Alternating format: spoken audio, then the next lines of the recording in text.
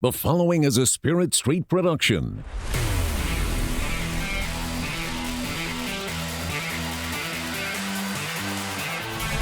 You've discovered your link to the Powercat Podcast, presented by Fridge Wholesale Liquor.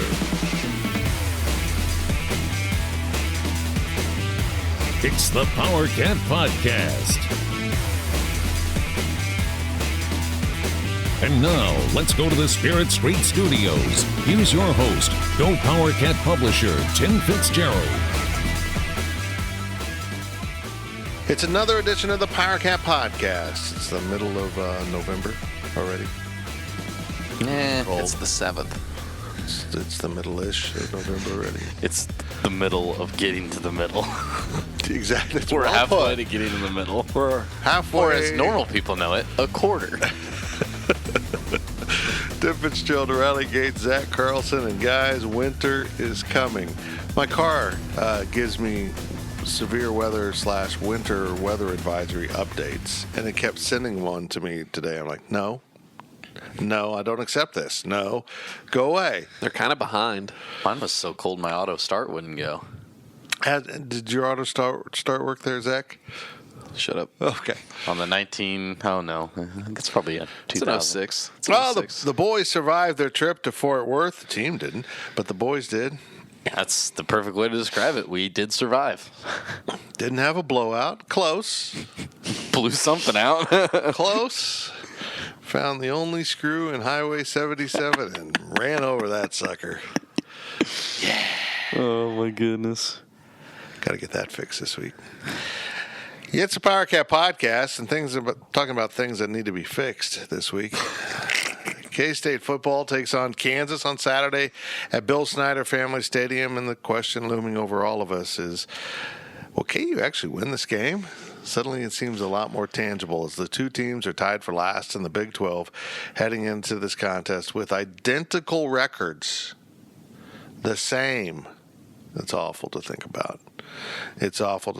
Well, it's getting a little tense around here with Bill Snyder and company, and we'll see how things shake out over the next 3 weeks. Just got to win 3 in a row to go to a bowl. That's it. That's all. Beat Kansas, which we're not sure they can do, and then just beat that Texas Tech team that seems to be really good this year. And then go to Iowa State, which might be the third best team in the conference. I hope that's a 7 p.m. game in Ames. I hope they make it at midnight. I don't want to be cold. Oh, you're going to be cold whether it's 11, 2, or 7. You will be cold. I already made the Game of Thrones Winter is Coming reference, but Ames just seems like a place where the White Walkers would just come out of the wilderness and just start walking towards the stadium. I don't know. They're frozen zombies, which seems to be a perfect single-A ball team mascot for Ames, Iowa. They got the Iowa Cubs. Well, that'd be their AAA team down in Des Moines. If Ames had a team, they should be the Frozen Zombies. Iowa doesn't deserve 2 teams. Actually, that's a pretty cool mascot right there. The Frozen Zombies? Yeah, it's even better than my Mad Cows. Okay, you know what? I can mess around all day here, but I don't want to. We're brought to you by Fridge Wholesale Liquor. They're not messing around. They're giving you great deals on booze, beer, wine, liquor, other stuff. By other stuff, I don't mean illegal stuff, by the way. I mean like cups, mixers. I'm probably jinxing it by saying this, but you mentioned sales. It's like they've had because my whiskey of choice is Crown Royal. Mm-hmm. They've had a quote-unquote sale on Crown Royal since last February, I think. Like a handle is like $10 cheaper there than it is anywhere else in town. Well, Kevin, if you're listening, it's time to end that sale on Crown Royal. I'm just saying they should make it the full-time sticker price on there. No, it's a nice promotion. You fall for it. Oh, it's on sale. I'm going to go there anyways. And you don't seem to remember that you bought it last time on sale because you drank a whole handle of Crown Royal. But get into the fridge, corner of West Loop. No, that's not right. Claflin and Westport. Never am I going to get it right.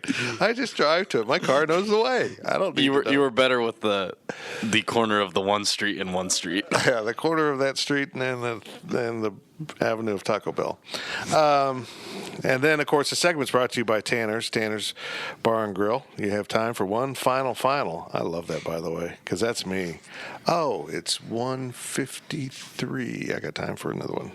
It's 1:55. I got time for another one. Huh? One final, which is They're always getting kind of close if they're serving at that time. Yeah, you're borderline there. RCPD's posted up right up front. Yeah, just got to have it. They do that anyways. You just got to have the drinks out of the control of your customers when 2 a.m. hits the top. I know that. I know that from my Aggieville president days when they try to make up their own laws. That was a fun time. Here we go. Questions from Wabash Station, and I hope there's a lot of good ones about Tanner's in the fridge. I can confirm they're not. Oh, dang. Here we go. From Solly43, with how the game went, should we have just gone for 2 after that second touchdown anyway? I mean, hindsight's 50-50. No. You don't go for 2 with 8 minutes left in the fourth quarter. I have no evidence of this, but I remember thinking they're going to score and they're going to miss the extra point because it just felt like that game. It did feel like that. And lo and behold, I feel horrible for Blake Lynch. Because of everything that went wrong in that game, a missed extra point is the only thing you can literally point at and say that cost it. Because, I mean, numbers-wise, yeah, it did. Not according to their coach. Yeah. No. That was all the fault of the punt returner. Yeah, that's what I mean, though. Yeah, the whole game. Yeah. So, We'll get into that. Yeah, it's I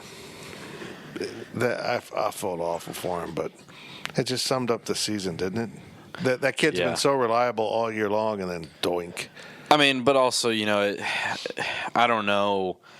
I guess I never really have not seen the replay, and I really should go back and watch it and I can't tell from where we were sitting with the whole laces in, laces out thing. Come on, it's an extra point. Yeah, that's where I'm at. As much as I believe Blake Lynch shouldn't be blamed, also at the same time, if you're kicking on, above, left or right of the laces, whatever, behind, you should still make a 15-ish. 20-yard field goal, whatever it is. That when you're lined up down the middle. So, yeah, come on, man. Not great, but no, you shouldn't have gone for 2 in that situation. And I guarantee you, if you go for 2 in that situation, then everybody's yelling at Bill Snyder for going for 2 in that situation and losing the game without taking the easy guaranteed extra point. From Canelio, the punt from the Horned Frog 35, that's got to truly signify Bill isn't thinking clearly anymore, doesn't it? I thought it was a horrible decision. I don't understand it. To this moment, I don't understand it. This is a guy who insisted going for it on 4th down at midfield. In their own territory. You had to do that, but you don't go for it on the 35. Or you don't even try kicking a field goal. Yeah, they had the wind at their back. With the wind. They had a really strong wind at their back. We're talking a 52-yard field goal with the wind that's certainly in his range. Maybe he's still not all the way back from his leg injury, and that's why. Well, then put McClellan in. I mean, I'd rather see McClellan miss a kick than punt it for a touchback. I mean, I don't care what their sheet says. I don't care what the chart says that on 4th and 3 from an opponent's 35, it's the proper thing to do a pooch punt. I don't care what the numbers say on that. You go for it, or you kick the field goal, because one of those two is going to give you the better chance to win the game. And it shows me that you didn't have faith in your offense, you don't have faith in your kicker, and you had an unnecessary amount of faith in your punting unit. It's not like it's been that great this season. It's been better since Devin Anktel came on and took over the job, but you haven't been that good of a punt coverage team, and obviously you weren't. Now, I'm trying to remember, was that the one where Brock Monty caught the ball on the one and had his back heel over the goal line, or was that it was a different punt? One later. Okay, but still, the premise is still the same. If you're going to punt it, you make damn well sure you don't give a touchback. You know that doesn't matter. You can be standing in the end zone on a punt. Not if you're trying to down it. Yeah, you can, actually. It's just where the ball is. Well, then Brock Monty got screwed. Yeah, I think they made it when the refs went and talked. I thought they were talking about his back foot, how it touched the goal line. Yeah, that's why That's why that one punt was called a touchback, because he was standing in the end zone when he caught it. Maybe it's just control. You got to have control, and then you can go into the end zone. I don't know. I'm just making up stuff. Got another question for us over there? From Freud's 101, Zuber has been the team's best wide receiver. Why leave him in a position he has really struggled with at kick returner and remove him from the picture of the offense? That's a good question, I would Freud. like to answer that question. I do not have an answer for that question.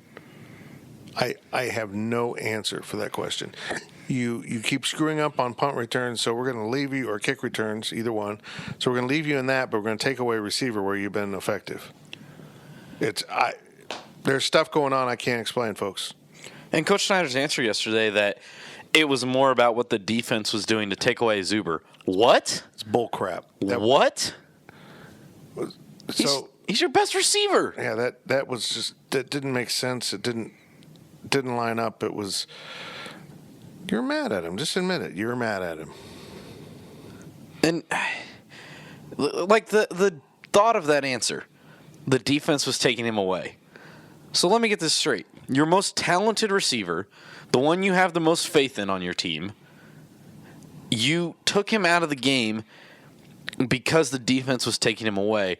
So therefore, with the defense taking away your best receiver, you went to a less talented receiver. Well, that's what that makes a lot of sense. You leave them on the field to make them commit resources to do what they're trying to do, and then it opens up something else. You don't just take them off the field and then let them cover someone else. Crazy talk. Go ahead.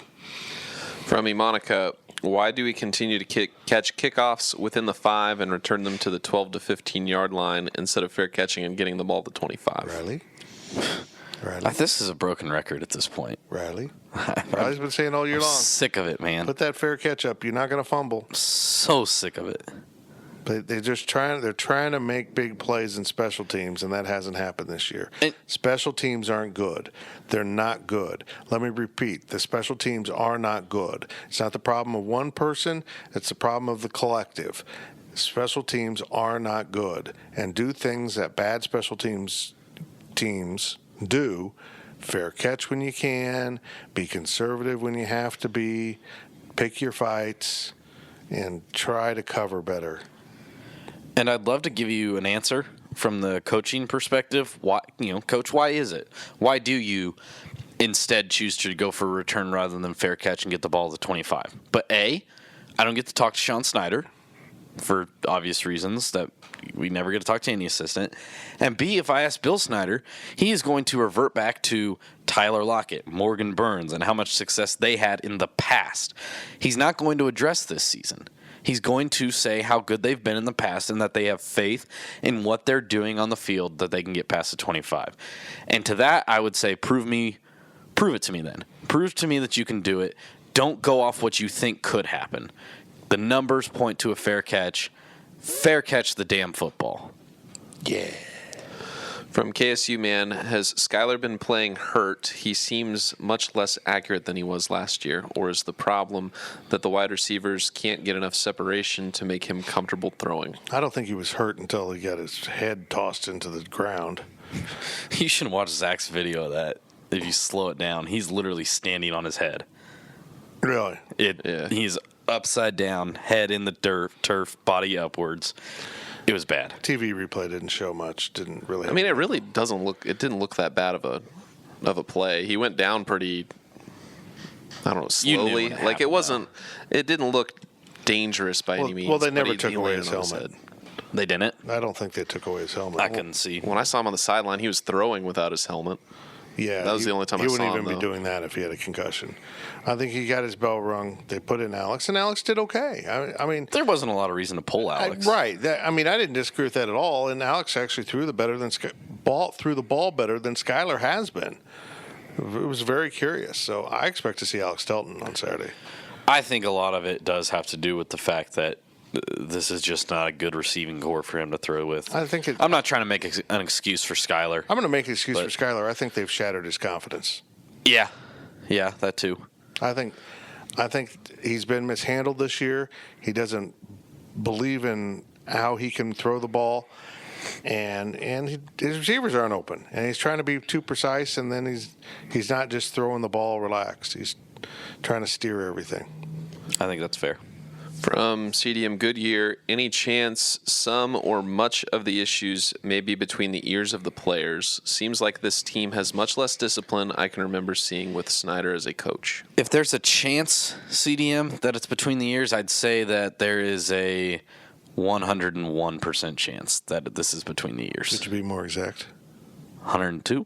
Okay, yeah, I think a lot of this is between the ears. I don't think this team ever bought into itself from week one, and then Texas San Antonio didn't do much to build their confidence after that Mississippi State loss, and I don't even know how they squandered any confidence they should have had coming out of Oklahoma State. Maybe the off week was the worst timing, and if they had turned around and played, Texas Tech right then after Oklahoma State, maybe they would have had a fighting chance. I don't know, but this, and now from everything feedback we're getting, the locker rooms isn't total turmoil after the Zuber comment. So we'll find out how they react on Saturday. From Mountain Dew Cat 74, is this really a lack of talent or execution, coaching, or all of the above? I'm so sick of the execution excuse. Well, that. In some ways, that's a lack of coaching. I'll accept lack of execution on things like punt return fumbles because Isaiah Zuber is not that bad at punt returns. Like you've said multiple times this year, he has the yips. Once you do it a time or two, it starts to build up, and then you kind of lose confidence. Yes, he's been bad on the field, but I don't believe he's a bad punt returner because I believe he's capable of catching it. So things like that, I'll accept execution. Things like drop passes, not being able to get open, bad run block. That's not bad execution, okay? That's just you getting beat. And saying that you need to execute better is an excuse to get out of it and not have to go to the media and say, we are not better than them. Yesterday, and I don't want to name him because I don't feel like he should be called out or anything, but a player said, we are 3 plays away from being 6-3. And that's just not true. Okay? It's not. Even if you make that extra point against TCU probably goes down the field and scores. They played really conservative. You're 3 plays away from a different final score. We just don't know what it would have been. I mean, they don't give up the big play against Texas, a big return. Who knows how that changes the game? Maybe Texas just opens up the offense and scores on that drive later on. Let's not act like a few things here and there have you as a 6, 7, 8 win team. You're just not that good. So stop using execution as an excuse. Bad teams find a way to lose. They're finding ways to lose. This team doesn't have enough talent. They're weak either through roster attrition before the season or injury attrition during the season. They're just weak at some key positions. For me, execution is about want to. I think this team goes through the motions a lot of times, particularly the offensive line. They just kind of, this is where I need to go block instead of going lifting a guy off his cleats and driving him back into the ground. I just think there's not enough. This isn't a good team. They don't want to win enough. They don't have enough talent. They don't execute enough. And the fact that I don't think, for example, receivers run great routes. It's just discipline. Got to be disciplined. So this isn't a good team, folks. And I think we all overestimated it. But at the end of the day, I think what we most overestimated was the positive impact new young coordinators would have. And totally glossed over the fact that they didn't know how to do their job for sure at the start of the season. And that doesn't just mean in a game. That means fine-tuning your team in practice and getting them ready for the game. From Wildcat Wabash, what's the more frustrating loss, Oklahoma or TCU? For me, it was Oklahoma, just because I saw the team quit, and I don't see Bill Snyder teams quit. They can say, well, they put in the backups, but the first string I was laying down. They just didn't want to be there anymore. Bill Snyder teams don't do that. Yeah, I think that's where I'm at. God dang it, I don't know. TCU stunk. I was pissed after TCU. They should have won that game. That's annoying. Yeah, I would describe it that way. After TCU, I think as a fan, you walk away pissed. After Oklahoma, you walk away from that loss just ashamed. Yeah. Disappointed. They're different feelings. From Jim Cat, here's an easy question. Who will start at quarterback against Kansas? If they're both healthy, I think Alex Dalton will. Yeah, I do too. And I'm not so sure that's not the right choice. I think you can run the quarterback run game and Alex Barnes and do a lot of damage to KU. Doing my research for the pregame edge here, honestly, man, like either of these two quarterbacks is an okay choice here. Honestly, it's not like yes, KU has 11 interceptions on the season, but also Rutgers threw like 4 or 5 of those, I think. They're good in the pass defense, but they're still low they're still 9 or 10 in the conference. They're 10th against the run. I mean, both of them are going to have success. I think both of them would be an all right choice here, and I think they're going to ride with Alex because of his play at TCU. You throw the ball well. This is a game where I'd be comfortable with them rolling out 2 quarterbacks because I don't think it's going to affect the team. In past games, it has. Now, I would really like to see Skyler get some snaps here in the final games of the season. Otherwise, we might be, running out of time with Skyler Thompson. I agree. From T. Everson, when was the last time both teams were this bad heading into the game? 1988? 1989? I mean, yeah. I mean, I don't even know about after that because Glenn Mason got KU going pretty good for a while. Pretty bad. And the difference here is that K-State is bad right now, and it feels like they're trending down. And KU may be the same level of bad and maybe a worse overall football team, but it feels like they have more energy coming into this one. Well, we'll see. We'll see. You know, I just don't know how the teams will handle this game mentally. Will K-State be ready to fight for their head coach? I suspect KU will be ready to fight for David Beatty, who is now done as KU's coach pending the end of the season, and the co-coach is out the string out. I think they're going to play really hard for him. So K-State's got to match that energy against a program. David Beatty's done a good job in this rivalry as of late, getting his team ready to play the Wildcats. 11 a.m. kickoff Saturday, Bill Snyder Family Stadium, the Sunflower Showdown. I wish someone would come up with a better name than that. I like it. Man, it sucks. KU, K-State, the bottom of the league is at stake. Old times are here again. We'll be right back on the Powercat Podcast, sponsored by Fridge Wholesale Liquor. And that segment was brought to you by our good friends at Tanner's.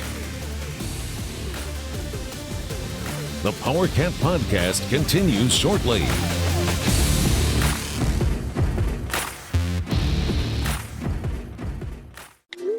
I'm trying to get a group text in on what everybody wants on the liquor store run, but my phone keeps autocorrecting liquor store to the fridge. A fridge or the fridge? The fridge. It just did it again. Well, the Fridge is more than just a liquor store. The Fridge has over 3,000 wines in stock, the area's largest selection of spirits and craft beers. Plus, they're back-to-back winners of Beverage Dynamics Retailer of the Year. Oh, I get it. Wow. Smartphone. Autocorrect your next liquor store visit to the Fridge Wholesale Liquor, 1150 Westport in Manhattan. Online at fridgeliquor.com. For more than 20 years, there's only been one reliable source for exclusive and unmatched premium K-State sports news content. It's GoPowercat.com. The tradition continues as Tim Fitzgerald, D. Scott Fritchen, and the other GoPowercat sports experts continue their relentless coverage of K-State sports. So make sure you're subscribing to the one and only GoPowercat. Hey, K-State fans, it's time to come home to GoPowercat.com.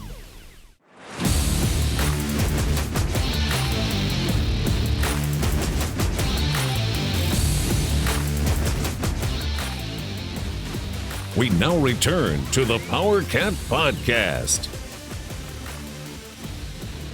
We've returned to the Powercat Podcast, sponsored by Fridge Wholesale Liquor. Fitz, Riley, is that Oktoberfest Ale? Yes. It's no longer your month, I'm sorry. It's not my month.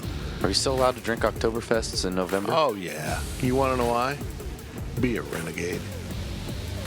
I'd drink an Irish Ale right now. It's not even around St. Paddy's Day. Not even close. I'd drink an Irish Ale right now if I wasn't at work. We don't drink at work. We don't do that. Anymore. As far as I know. Anymore. We never did. As far as I know. Hey, we are sponsored by Fridge Wholesale Liquor. I don't think they drink at work at all, and that's ironic. I mean, technically they do with the tastings. Oh, yeah. I lied. They do. And they make that very public. Oh, yeah. That's really cool. You know what? You can drink at work. Why? Oh, it's a liquor store. Fridge Wholesale Liquor. They're boozed up. You should be too. I would get so fat if I worked at the fridge. Walk over to Taco Bell, come back, drink a little booze. So that's a dream job right there. Go with me on this. Vodka-infused tacos. No. Okay. No, God, no. Don't go with me on that one. Fridge Wholesale Liquor. Don't infuse your tacos with booze. That's just bad. And our segment is brought to you by Wahoo Fire and Ice Grill. Wahoo! That's their new theme song right there. Go into Wahoo and ask for the most complicated drink in the world if Mark's behind the bar. See if he can do it. Don't do that, because I'm probably waiting on my drink right behind that order. 11th of Morrow, right at the, east end of Morrow? Yes. In Aggieville. Do it. Get in there. You're coming in for the game this weekend, 11 o'clock kick. You're going to get out of the stadium. They only do it on Sundays. Yes. You got to get out of the stadium 3:30. What am I saying? 2:30. Head on down to Wahoo. Let's be real. I don't know what kind of triple overtime game you're thinking of. Let's be real. You're leaving the stadium at 1. You don't want to watch the second half of this game. Oh. If we go to halftime, it's 0-0. See you guys in the Ville. 12-9 final. 12. Welcome back to 05. Welcome back, Big Ten football. Bad. Oh, so bad. Okay, now what are we going to talk about on the Powercat Podcast? Sports. Okay. By the way, side note, was that not the longest 13-14 game of your life?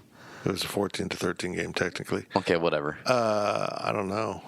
Good Lord, for a game that had 27 points scored, that should have been over 2 hours before. I'm trying to recall all the other 14-13 games of my life. Well, just any Iowa football game. Oh, yeah. Well, those are always long. Well, because you got to spend a good 30 minutes gouging out your eyes. This is all about Bill Snyder.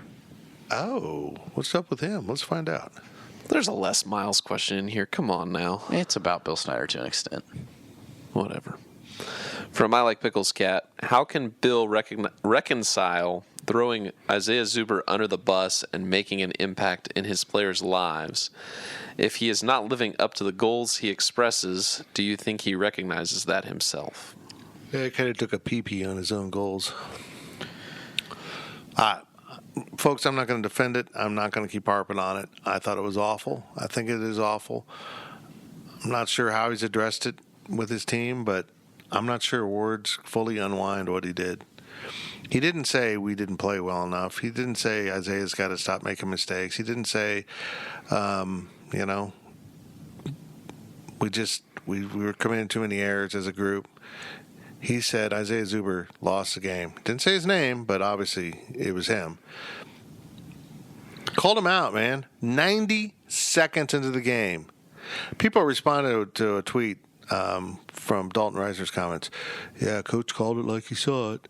90 seconds into the game, a kid muffed a punt at his own 43. It wasn't at the 2, folks. Zone 43. It's almost like going forward at midfield and not getting it and handing the team a touchdown. At halftime, that didn't cost them the game. That decision didn't cost them a game. But that muffed punt, even though you tied the game shortly after, even though you scored a touchdown that should have tied the game in the fourth quarter, even though you missed a field goal and then missed the extra point and made a slew of other errors, that play cost you the game. It was inexplicable that he did it. You don't do that to one of your players. You and your coaches are the ones that put him on the field. I just can't. I can't wrap my mind around it. To come out, usually he catches himself on things like that. You know, he hears what he said and then quickly walks it back, corrects what he said, and rephrases it. He didn't. And we were all in such shock that he said what he said at the time. And it took a bit. And so then at the end, I gave him a chance to try to clarify what he meant, and you could tell then he realized, but the first quote was said. So I think that was the straw that broke the camel's back on the locker room issues between the coaches and the players versus the players, and this disaster that is currently unfolding inside the walls of the Near Family Football Complex. From Mountain Dew Cat, Mountain Dew Cat 74. Has Snyder really acted out of character, or has social media just made this side of him more visible? Both. Yeah. Both. But I've never seen him call out a player like that. Yeah, you can now really see instantaneously how he handles some of the post game. He's always been really short and tense sometimes in post game. He just got done with a big game, but he is acting out of character as a whole. He really is. You can look, if you've been a fan, loyal fan, you followed along, you can just tell by his demeanor and everything that something's different. Something's a little bit off kilter here. I'm not going to play doctor here or anything. It's just I've got some concerns that something's up, but I stick by it. It's time for him to retire. I don't want to see him removed. I want to see him understand that we don't have enough talent here to win this season, and it's going to be worse next season, and we're not doing anything in recruiting to really make a difference unless we make a huge junior college run, which I'm afraid they're going to do. It's just time.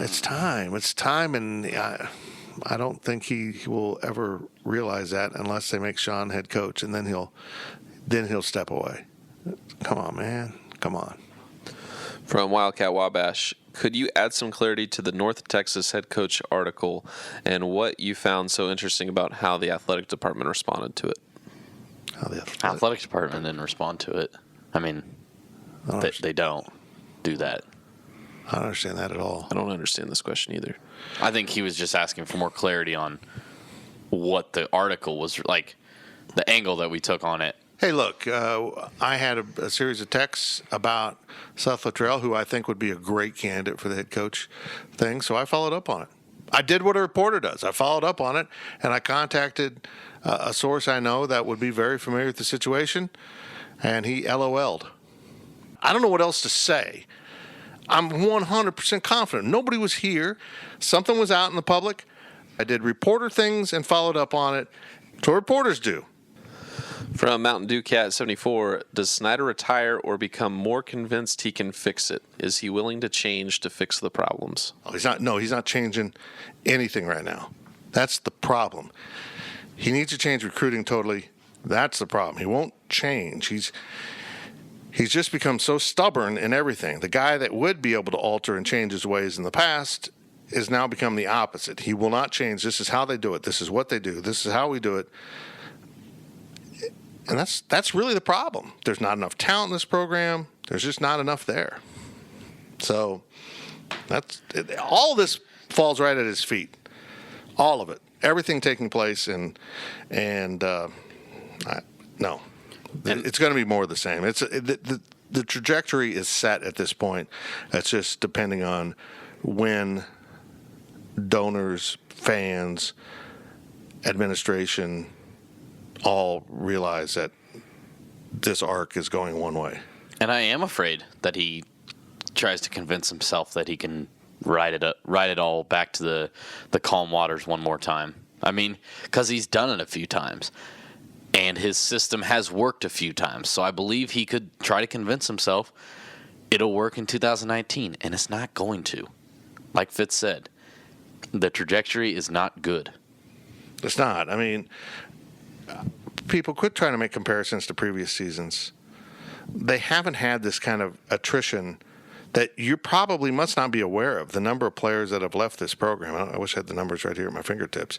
But there's just been a lot of younger players that have left the program in recent years. The cupboard has hardly anything in it. I mean, there's some young guys coming up at some positions, but there's just not a lot there. Just not. From EmmyCat14, if Snyder does retire and they hired you as the new head football coach, who would you keep, if anyone, from this current staff? Do you think a new head coach would consider anyone? I'm not going to get into that. I'm not going to say I'd get rid of this guy or that guy. I mean, there's certainly guys I would think people would want to keep, Colin Klein. The problem is the other guys that jump out at you, Blake Seiler and Andre Coleman, are coordinators, and that means you're going to keep them as coordinator. Any new coach is going to want his own guys, and they're going to want certainly their own coordinators. That's the thing. It's a guy like Charlie Dickey, one of the most regarded offensive line coaches in the entire country. Yes, he has a great track record, and he's very good at what he does.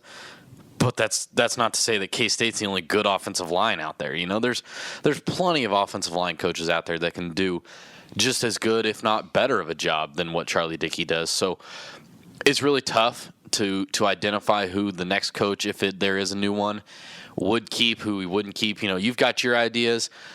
I've got my ideas. I think that Andre Coleman is a really bright offensive mind, but like Fitz said, he's probably not going to want to take a step back. So are you willing to keep him on as a coordinator? That's where the line's going to get drawn. And if you've got guys stepping back, you might be asking for trouble in your coach's room. Yeah. I'll expand upon. Who was the question from? MECat 14. Yeah, I'll expand on it this way. If it's someone within the coaching tree, okay, if it's a Brent Venables or Jim Leavitt or someone else, they're going to have existing relationships with some of these guys. So I think the possibility of more guys sticking around would be very tangible. And I know Bill Snyder will want Sean to have a spot on the staff. I think that what is going to happen over the next few weeks might decide that, if this is indeed the end. If it's someone from the outside, like a Seth Luttrell or anyone else, they're going to hunt their own guys. Maybe someone like Colin Klein would jump out at them. Maybe someone like Charlie Dickey said, they've always had a great offensive line. I probably want to keep this guy. It's better than anyone else I have. I don't know. But that more likely, none or very few guys will stay if the hire is outside of the family. Inside the family, I do think a majority of the staff, no matter what, is going to be gone. You can't just say it was all Bill Snyder's fault. The recruiting, I think, is Bill Snyder's fault, because he sets the rules and he hires these guys, and he's had a tradition of hiring older guys who have been very good coaches but not as effective recruiters. And he just doesn't let them go out enough. He doesn't give them enough support staff in the office. There's not enough of everything, because this is the way we've always done it. And that's the worst answer in any business. I don't care what your business is. This business is football. This is the way we've always done it. It's the worst way to do it. We don't even do what we've always done here. No. And this has been a successful business for 20 years. 21. We make changes all the time on a monthly basis, weekly sometimes. It's ridiculous to do the same. Like they always say, definition of insanity: doing the same thing over and over and expecting different results. Don't tell my wife that. Yeah, sorry. Yeah. From Purple Powerhouse, there's widespread speculation that KU's Jeff Long is going to hire Les Miles. He's not the be-all, end-all, but he would automatically be the best coach KU has had in 10 years. Does this create added pressure for Gene Taylor to nudge Bill Snyder out the door and swing for the fence, offering, as an example, offering a huge paycheck to Brent Venables? Look, first off, I want to argue that Mark Mangino is a better coach than Les Miles. Not the last 10 years. At Kansas. Not the last 10 years. He was a coach in 2009. Yes, he was. He took him to the Inside Bowl. David Bayes 4 years. Charlie Weiss was 3. I think you're right. Yeah, he was the coach in 2009 when they went to the Inside Turner Bowl. Gill was 2? Turner Gill never went to a bowl game. No. But how many years? Was it 10? I thought he was 3. I thought... Sure. Anyhow. Anyway, I would argue he's not better than Mangino. We'll all agree on that. That's just my argument. I think firing Mangino was a horrible mistake, but anyways, that's not the question. It would be a good hire for Kansas, I think, because I think Les Miles is a pretty good coach. However, and it's not on the same scale, but I think that what KU is trying to do with Les Miles is win a press conference. Yeah. Much like what they did with Charlie Weiss. Yes. And I will say this, if Gene Taylor panics, and I'm not saying he will panic, but if Gene Taylor does panic and see KU is hitting a home run press conference hire, he might get the urge to do something. So I guess the way I'm looking at it is Gene Taylor needs to worry about Gene Taylor in Kansas State. Is there an opening? Do I need to make an opening? Things like that. Don't worry about what Kansas is doing, because hell, if they brought in Nick Saban it's still going to be an uphill battle because, look, David Beatty's not been the greatest coach, but let's not act like KU's been bad strictly because of David Beatty. He doesn't have the resources. He was left with a disaster of a program. It's going to be an uphill battle for anyone at Kansas. So I really think, and Nick Saban's a bad example. I know he's an amazing coach, but whatever KU does should not influence Kansas State unless let's just say Seth Luttrell, because that's been the hot name out there, is at the top of both schools' list, and it sounds like KU starting to close in, then yes, then you start worrying about what KU's doing. But that's the only way you care about who Jeff Long hires at Kansas. I am going to go as far to say this. I think Les Miles will be a tragically bad hire. Whew. He would be better than Charlie Weiss, but what makes it tragically bad is you've got to get this turned around. Now, maybe Jeff Long's just thinking about fundraising at this point. Let's win the press conference. Let's have a surge in giving over the next couple of years because he's a smart dude. He knows they have to fix those facilities. They got to. They're playing with Big 8 facilities 20 years into the Big 12 era. I mean, they painted a few walls and put up some practice fields, but they need a total stadium redo over there. They need a locker room redo. They need everything redone. Honestly, they just need to tear down and start again, but it's a Memorial Stadium, and they can't do that. But, I mean, I've long advocated they need to take down whatever they can take down and go play in Sporting/Arrowhead for a couple years and rebuild. Be a pretty rowdy environment, even for a KU game. And not rebuild what that plan they have for 60,000 seats. University of Kansas, quit thinking with your wanker. You don't need 60,000 seats. Stop. You need TCU Stadium. You need K-State Stadium. You need Baylor Stadium. That's where you're at with football. Nice, but realistic. And you can be a powerhouse program with nice but realistic. I mean, Oregon is a perfect example. They've got a small stadium. What seat, 50, 55? I can't tell you. Similar to K-State. Yeah. And look at that. They're regarded as a national power. The thing about Les Miles is he was pretty good at Oklahoma State when they got pretty good players in the Big 8. And then he went to LSU and got great players.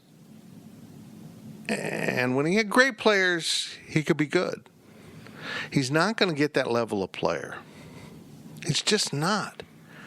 He'll land a 4 or a 5-star here and there because he's Les Miles. Right. But KU's landed those players before every now and then. They have a transfer from Alabama on their roster right now. You don't think he was a highly regarded recruit? Exactly. But he's not making an impact. I would hire Willie Fritz over Les Miles. But you don't win a press conference with that. Exactly. I think over the course of 3-4 years, you win more football games. But you don't win a press conference. You don't fundraise. You don't do those things. Ask yourself this. If Les Miles is such a great hire, how can Kansas hire him? Why has he not been hired? Nobody wants him. There's something going on here. If he's taking Kansas, one of the 2 lowest rungs right now on the Power 5 ladder, that means there's just nothing out there for him. And ask yourself why. And I think you'll come to the answer. So go ahead, make that hire. Feel good about it. Cheer the press conference. I remember the day you hired Charlie Weiss, and I said the exact same things. This guy isn't what you think he is. I'm fine with that hire. I think it's good. Now, if they went and got a Seth Luttrell, yeah, I think it'd be a great hire. I think that'd be a much better hire. I don't think they can, but that's the issue. You need to go identify someone who has limited options, who has an upside and ability. And Kansas needs to decide: are we shooting for better, or are we shooting for we want to be a conference contender? Honestly, you should always shoot for being a conference contender. But football in Kansas, with the way basketball is, man, if you did what K-State did with Bill Snyder, let's just get good, man. Let's just get better. Maybe you get great. But if you're shooting to be great, there's a good chance you're not even going to be good. And here ends the lesson. From E. Monica. That was very priestly or ministerial or whatever the word is. Go ahead. From you, Monica. Can our program afford to let Snyder assess his position after the season per usual? No. It's ridiculous. This nonsense got to stop. And if you're going to do it, you give him 3 days. I mean, the fact that, let's see, last year the Cactus Bowl was on December 26th, right? Yeah. And the reports or whatever, the news that Snyder was going to, when the athletic department announced that Snyder was going to return this season, that was January something. I couldn't tell you the date. But, I mean, it was well over, it probably pushed a month. If he had decided at that point that he was going to be done, your list of guys that you make the head coach is incredibly thin. You're left with Sean Snyder, maybe Jim Leavitt, Andre Coleman, Charlie Dickey. You're not going to go pick anybody off in late January, early February. You're not hiring a coach in signing day. That's not going to happen. You got to make the announcement by the 12th game, and let it be known that job is open. Or Monday after the 12th game. I mean, you just can't. You can't do this. You can't. And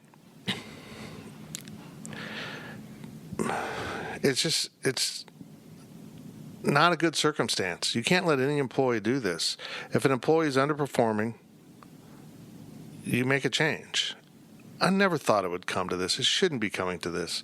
We shouldn't have to talk about this. It's sad and disgusting and horrible. This is Kansas State's football program. Someone came out of retirement to fix Kansas State's football program and, in his own words, pass it off in a better situation than he did last time. And none of that's happening because now it's viewed by too many people as Bill Snyder's football program. He can do with it whatever he wants. Wrong, wrong, wrong. I love the man. I love him. I respect him. I wouldn't have this living. I wouldn't have this life without him. But there comes a time when you got to say, enough. Enough. It's time to move on. Because, folks, looking down the road, that road gets pretty scary. And that's if he retires right now after this season, not another year down the road. We'll see what happens. That's the second half of the Powercat Podcast. The overtime's on the way. It's going to be about... It's quick. I won't lie, but it's going to be fun. It's going to be fun. Good. Be a little fun. Fridge Wholesale Liquor, Wahoo, your sponsors for this segment. Here we go. Final break before the overtime.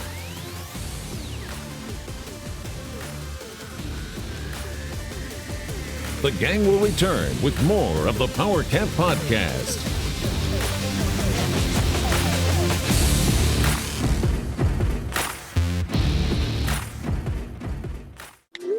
I'm trying to get a group text in on what everybody wants on the liquor store run, but my phone keeps autocorrecting liquor store to the fridge. A fridge or the fridge? The fridge. It just did it again. Well, the fridge is more than just a liquor store. The fridge has over 3,000 wines in stock, the area's largest selection of spirits and craft beers. Plus, they're back-to-back winners of Beverage Dynamics Retailer of the Year. Oh, I get it. Wow. Smartphone. Autocorrect your next liquor store visit to the Fridge Wholesale Liquor, 1150 Westport in Manhattan. Online at fridgeliquor.com. For more than 20 years, there's only been one reliable source for exclusive and unmatched premium K-State sports news content. It's GoPowercat.com. The tradition continues as Tim Fitzgerald, D. Scott Fritchen, and the other Go Powercat sports experts continue their relentless coverage of K-State sports. So make sure you're subscribing to the one and only Go Powercat. Hey, K-State fans, it's time to come home to GoPowercat.com.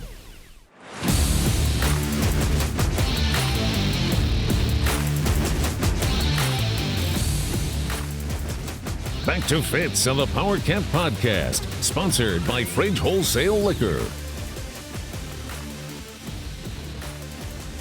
Yep, we're about done with the Powercat Podcast. This is it. We're into the overtime already. That's how quick it went. We start, we end, we add on an overtime in case you want to listen to that. Tim Fitzgerald Relegates. Zach Carlson. So this is going to be quick. Yeah, it's not. Yeah, I mean, there wasn't tons, and I don't blame you guys. When you have a bad football team to follow, Nothing to laugh about here. your creative juices are just. Yeah. We're brought to you by Fridge Wholesale Liquor. They're never. They're always yum. I was gonna go. Yeah. That's good. I like it too. And the overtime is brought to you by. I was going to say something funny, but I got nothing. You got nothing. The high-low. The high-low.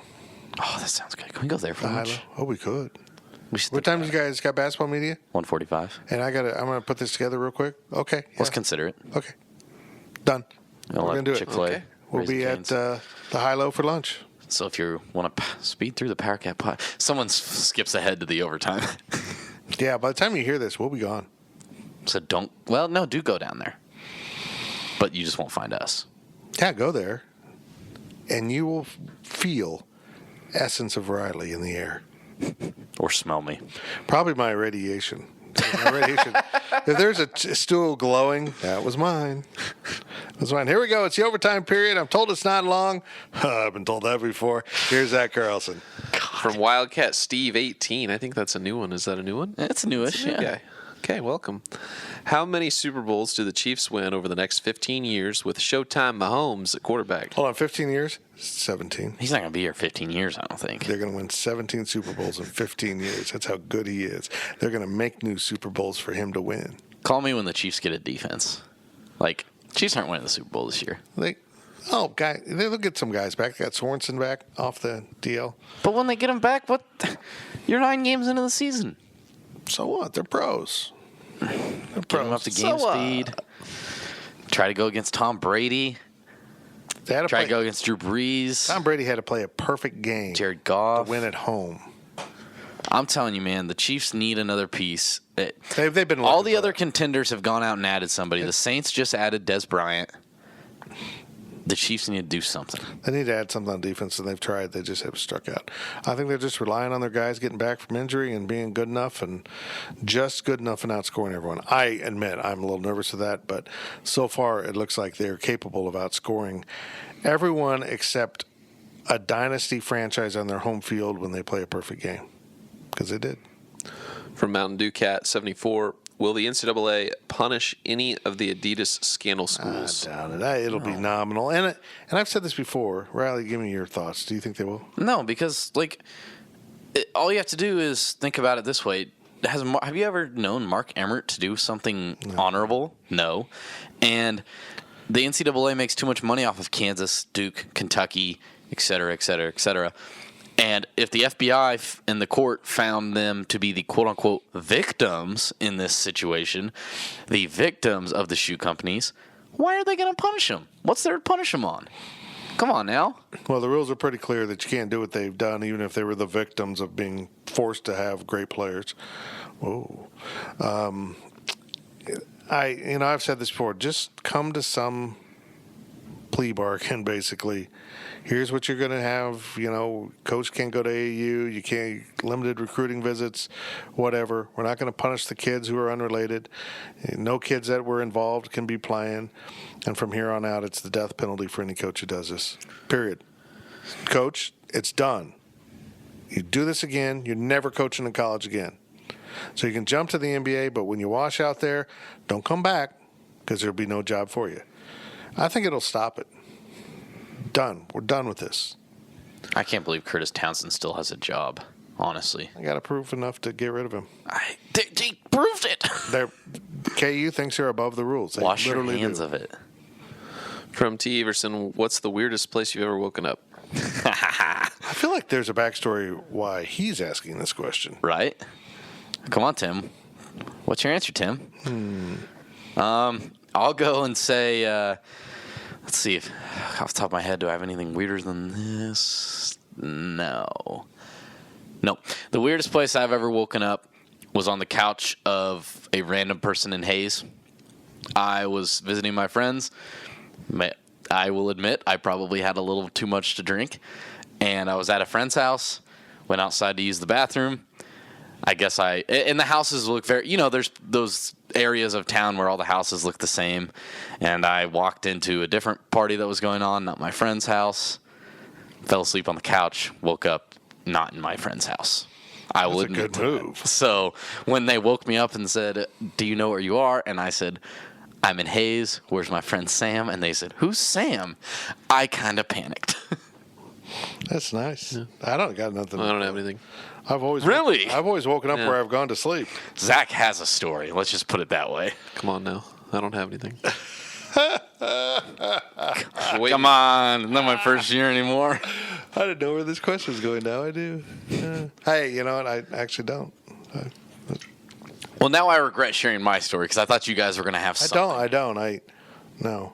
I mean, I know this. Every morning I wake up and I'm not in Vegas, and that makes me sad. I just want to wake up and go, oh, I've been in Vegas all my life. Sounds like a Katy Perry song, is it not? I Something think, about waking up in Vegas. That's what you get for waking up in Vegas? no. Yeah, that's a song. I know it is, but no. Also from T. Everson, what is the favorite thing you've ever written?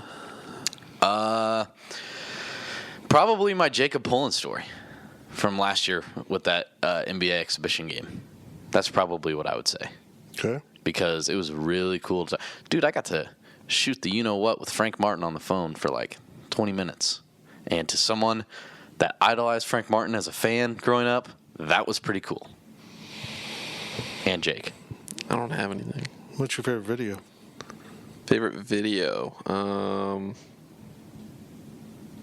Maybe my senior video from like 4 years ago.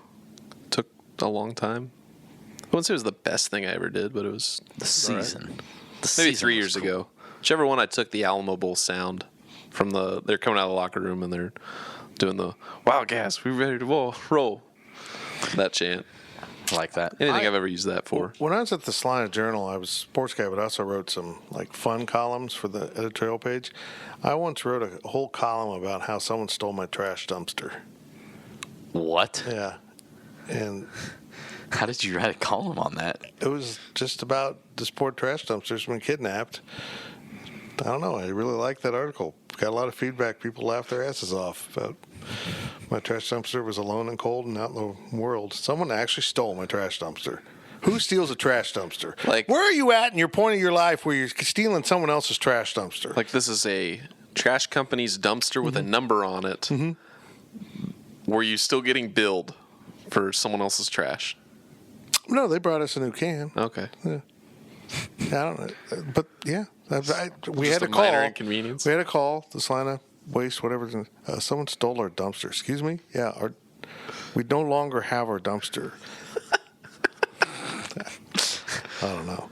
Of everything that Tim Fitzgerald has written in his history of being a journalist, award-winning columnist Tim Fitzgerald's favorite story is about a stolen trash can I dumpster think my in favorite Salina. sports column still goes back. I don't have this one anymore. I wish I did.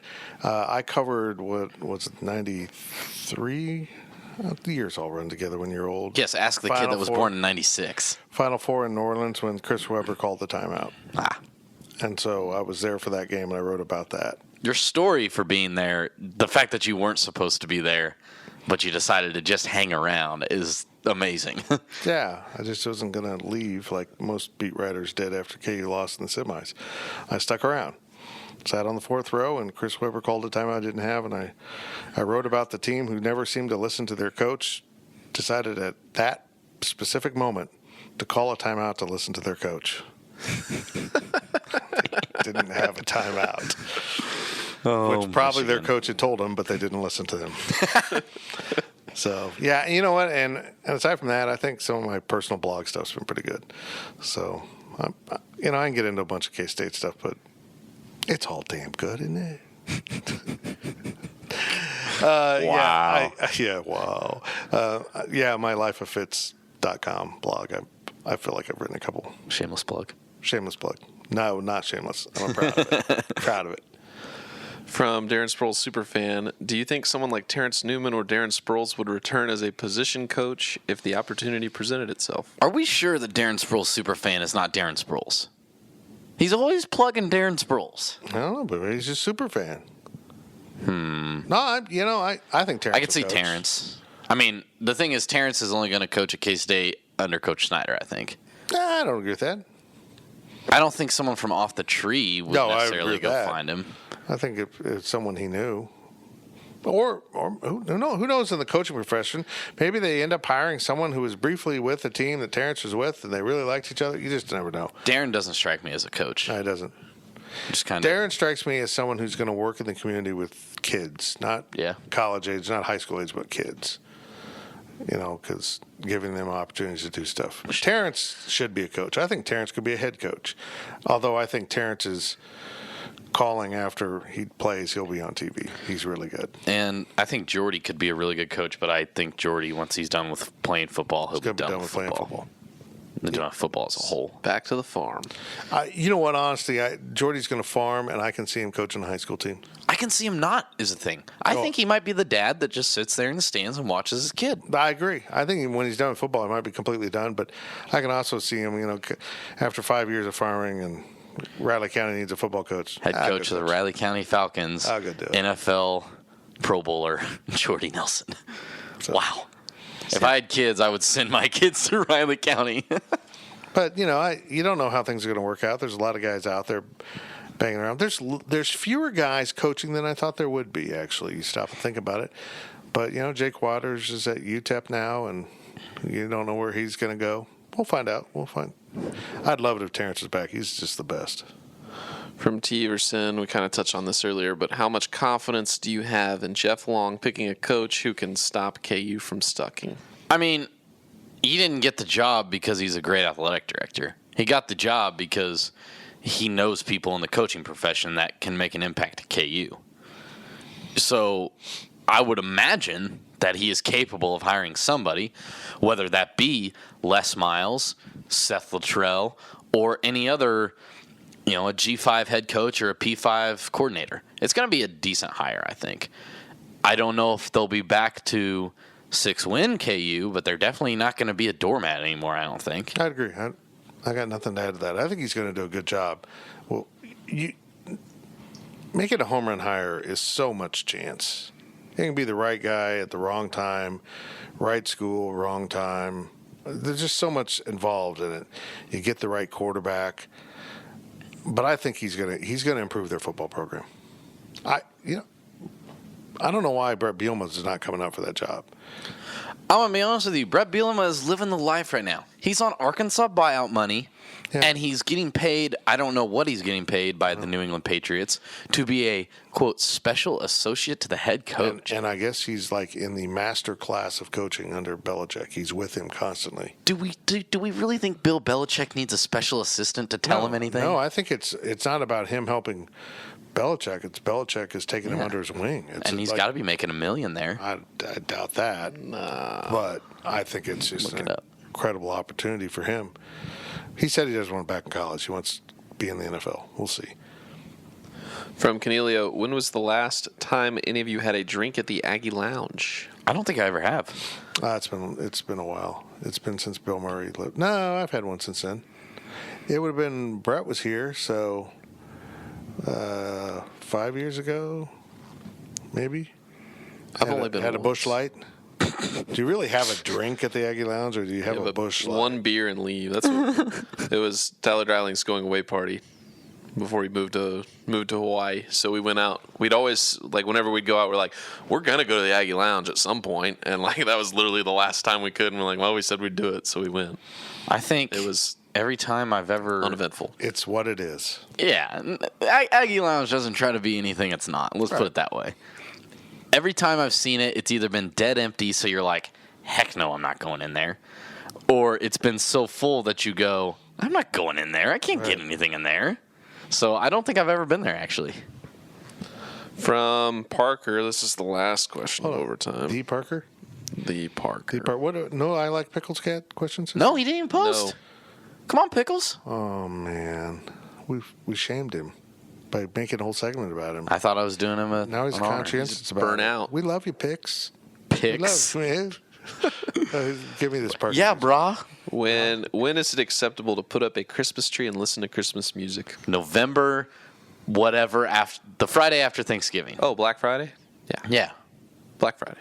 Black Friday is the first time you should ever hear Jingle Bells played. I'm a fan of Christmas music, mostly because I am don't too. remember music, and I just walk around singing Christmas music, usually with bastardized lyrics. But I do sing Christmas lyrics. My wife, we're going to take a deep look into the psyche of Rebecca Fitzgerald right now. Hallmark movies? Hallmark movies and trees for every season. She was she was decorating her Thanksgiving tree. What? Yeah, there's a Halloween tree. There was a Halloween tree. It became a Thanksgiving tree the other night. We have a winter tree that is always in our bedroom because it matches the colors. But when time comes for Christmas, which is Black Friday and on, we will have at least 4 trees in our house. One full-size tree, others kind of decorative trees, maybe 5, 6 trees. You know, one small one on the countertop in the bathroom, the hall bath, and another one on the entry table, and one down in our bar. Yeah, so whatever we can limit it to, let's limit it to that. Because I might be wearing tinsel for a month. She might decorate me. This is a cry for help to end this week's Powercat Podcast. Please, is there a counseling group for Over Decorators Anonymous?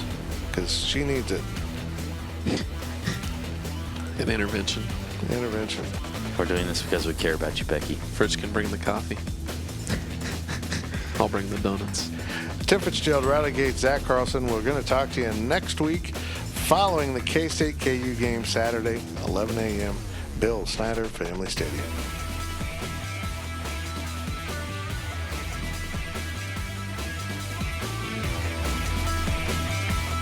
Powercat Podcast. All rights reserved. GoPowercat.com and Spirit Street Publishing.